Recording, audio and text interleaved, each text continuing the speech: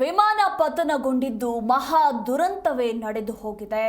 ಇನ್ನು ಅಹಮದಾಬಾದ್ನ ವಿಮಾನ ನಿಲ್ದಾಣಕ್ಕೆ ಪ್ರಧಾನಿ ನರೇಂದ್ರ ಮೋದಿ ಆಗಮಿಸಿದ್ದಾರೆ ಅನ್ನೋದರ ಕುರಿತಾಗಿ ಬ್ರೇಕಿಂಗ್ ಅಪ್ಡೇಟ್ ಸಿಕ್ಕಿರುವಂಥದ್ದು.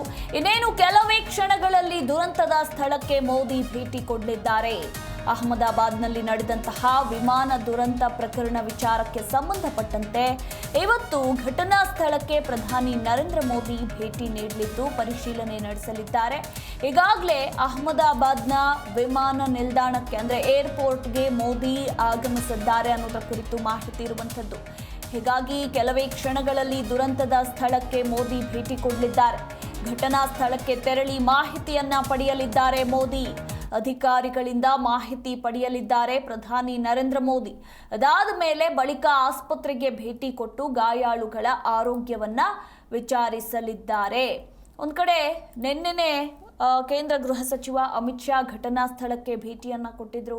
ಅದಾದಮೇಲೆ ಆಸ್ಪತ್ರೆಗೂ ಕೂಡ ಭೇಟಿ ಕೊಟ್ಟು ಗಾಯಾಳುಗಳ ಆರೋಗ್ಯವನ್ನು ವಿಚಾರಿಸಿದ್ರು. ಗಾಯಾಳುಗಳ ಕುಟುಂಬಸ್ಥರ ಜೊತೆ ಸರ್ಕಾರ ಇದೆ ಅನ್ನೋ ಭರವಸೆಯನ್ನ ಕೂಡ ಕೊಟ್ಟರು.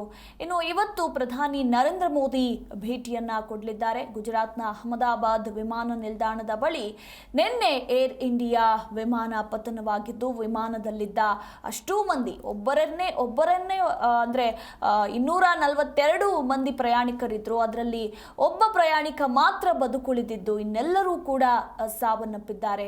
ಅಷ್ಟೇ ಅಲ್ಲದೆ ವಿಮಾನ ದುರಂತ ಸಂಭವಿಸಿದಾಗ ಆ ಒಂದು ಅವಶೇಷಗಳ ಅಡಿ ಸಿಲುಕಿರೋರು ಸಾವು ಬದುಕಿನ ನಡುವೆ ಹೋರಾಟವನ್ನು ನಡೆಸ್ತಾ ಇದ್ದಾರೆ. ಭಾರತದ ಅತ್ಯಂತ ಭೀಕರ ವಿಮಾನ ದುರಂತಗಳಲ್ಲಿ ಇದೂ ಕೂಡ ಒಂದು ಅಂತ ಹೇಳಿದ್ರೆ ತಪ್ಪಾಗೋದಿಲ್ಲ. ಹೀಗಾಗಿ ಪ್ರಧಾನಿ ನರೇಂದ್ರ ಮೋದಿ ಇವತ್ತು ಘಟನಾ ಸ್ಥಳಕ್ಕೆ ಭೇಟಿಯನ್ನು ಕೊಡಲಿದ್ದಾರೆ. ಇನ್ನೇನು ಕೆಲವೇ ಕ್ಷಣಗಳಲ್ಲಿ ಭೇಟಿಯನ್ನು ಕೊಡಲಿದ್ದಾರೆ ಅನ್ನೋದರ ಕುರಿತು ಮಾಹಿತಿ ಇರುವಂಥದ್ದು. ಈಗಾಗಲೇ ಅಹಮದಾಬಾದ್ನ ಏರ್ಪೋರ್ಟ್ಗೆ ಬಂದು ಇಳಿದಿದ್ದಾರೆ. ಇನ್ನು ಘಟನಾ ಸ್ಥಳಕ್ಕೆ ಭೇಟಿ ನೀಡಿದ ಬಳಿಕ ತದನಂತರ ಆಸ್ಪತ್ರೆಗೆ ಭೇಟಿ ಕೊಟ್ಟು ಗಾಯಾಳುಗಳ ಪರಿಸ್ಥಿತಿಯನ್ನು, ಗಾಯಾಳುಗಳ ಆರೋಗ್ಯವನ್ನು ವಿಚಾರಿಸಲಿದ್ದಾರೆ.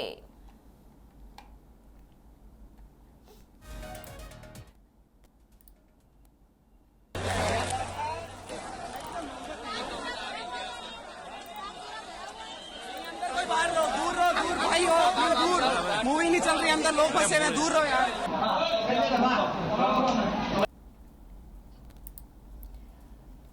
ಎಸ್, ಈ ಕುರಿತು ಇನ್ನೂ ಹೆಚ್ಚಿನ ಡೀಟೇಲ್ಸ್ ಕೊಡ್ತಾರೆ ನಮ್ಮ ಪ್ರತಿನಿಧಿ ಭವ್ಯ. ಘನಘೋರ ದುರಂತ ಸಂಭವಿಸಿರುವಂಥದ್ದು. ಭಾರತದ ಅತ್ಯಂತ ಭೀಕರ ವಿಮಾನ ದುರಂತಗಳಲ್ಲಿ ಇದು ಕೂಡ ಒಂದು. ಬರೋಬ್ಬರಿ 265 ಮಂದಿ ಸುಟ್ಟು ಕರಕಲಾಗಿದ್ದಾರೆ. ಇನ್ನು ಘಟನಾ ಸ್ಥಳಕ್ಕೆ ಇವತ್ತು ಮೋದಿ ಭೇಟಿಯನ್ನು ಕೊಡಲಿದ್ದಾರೆ. ಅದಾದಮೇಲೆ ಆಸ್ಪತ್ರೆಗೂ ಕೂಡ ಭೇಟಿ ನೀಡಲಿದ್ದಾರೆ ಅನ್ನೋದರ ಕುರಿತು ಮಾಹಿತಿ ಇರುವಂಥದ್ದು. ಈ ಬಗ್ಗೆ ಹೆಚ್ಚಿನ ಮಾಹಿತಿ ಏನೇನಿದೆ? ಎಸ್ಮದು ಅಹಮದಾಬಾದ್ ಏರ್ಪೋರ್ಟ್ಗೆ ಸದ್ಯ ಮೋದಿ ಆಗಮನ ಆಗಿರುವಂತದ್ದು. ಸೊ ಕೆಲವೇ ಕ್ಷಣಗಳಲ್ಲಿ ದುರಂತ ಸ್ಥಳಕ್ಕೆ ಮೋದಿ ಭೇಟಿ ಕೊಟ್ಟು ಅಲ್ಲಿ ಘಟನಾ ಸ್ಥಳಕ್ಕೆ ಭೇಟಿ ನೀಡಿ ಅಲ್ಲಿರುವಂತಹ ಮಾಹಿತಿಯನ್ನ ಕೂಡ ಪಡೆಯಲಿದ್ದಾರೆ. ಬಳಿಕ ಆಸ್ಪತ್ರೆಗೆ ಭೇಟಿ ನೀಡಿ ಗಾಯಾಳುಗಳ ಆರೋಗ್ಯ ವಿಚಾರಣೆಯನ್ನ ಕೂಡ ಮಾಡಲಿದ್ದಾರೆ.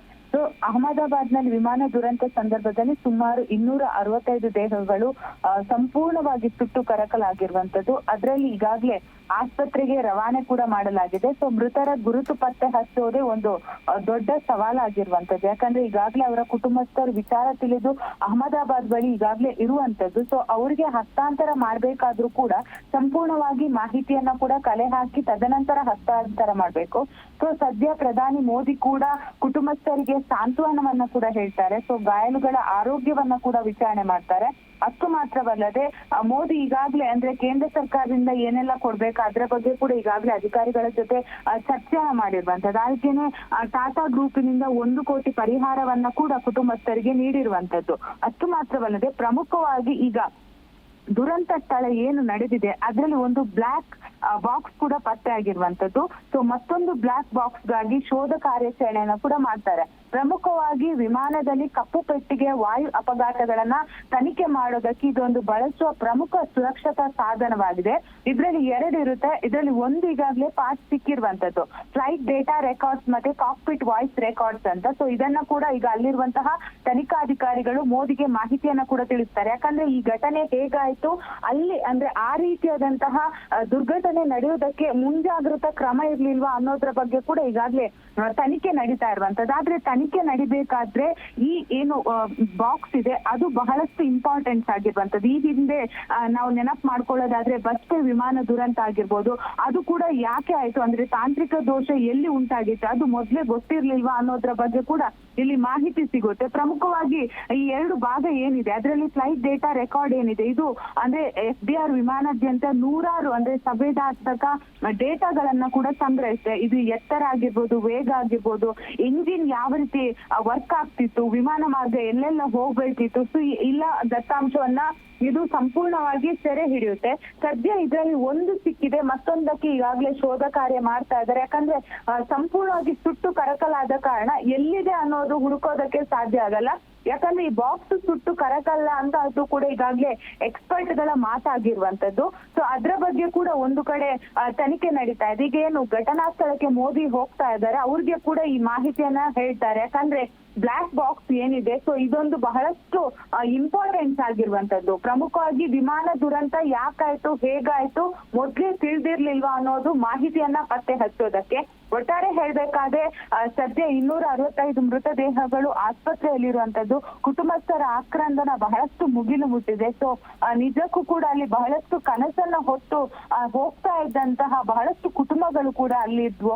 ಸೊ ಈಗ ಸದ್ಯದ ವಾತಾವರಣ ಅಂದ್ರೆ ಬಹಳಷ್ಟು ಬೇಸರದ ವಾತಾವರಣ ಕೂಡ ಇರುವಂತದ್ದು. ಸದ್ಯ ಮೋದಿ ಕೆಲವೇ ಕ್ಷಣಗಳಲ್ಲಿ ಅವರ ಕುಟುಂಬಸ್ಥರಿಗೆ ಕೂಡ ಸಾಂತ್ವನ ಹೇಳುವ ಕೆಲಸವನ್ನ ಕೂಡ ಮಾಡ್ತಾರೆ. ಮಧು. ಎಸ್, ಥ್ಯಾಂಕ್ ಯು ಭವ್ಯ ನಿಮ್ಮೆಲ್ಲ ಮಾಹಿತಿಗಾಗಿ.